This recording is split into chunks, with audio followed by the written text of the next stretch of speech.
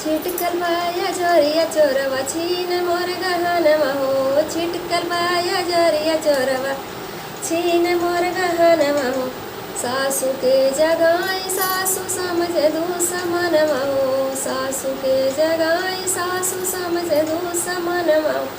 अब के जगाई साइया छाव मधुबनवा हो। अब के जगाई साइया छाव मधुबनवा हो।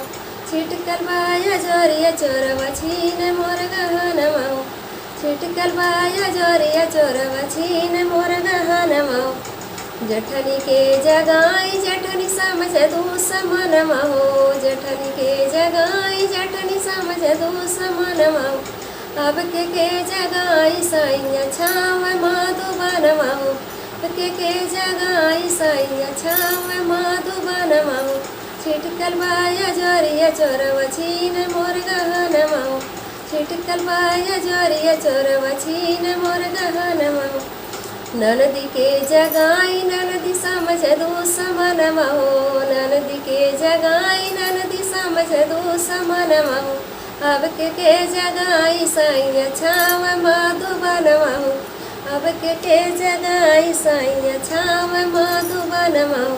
छिटकल बाया जोरिया चोरवा छीन मोर गहनवा हो।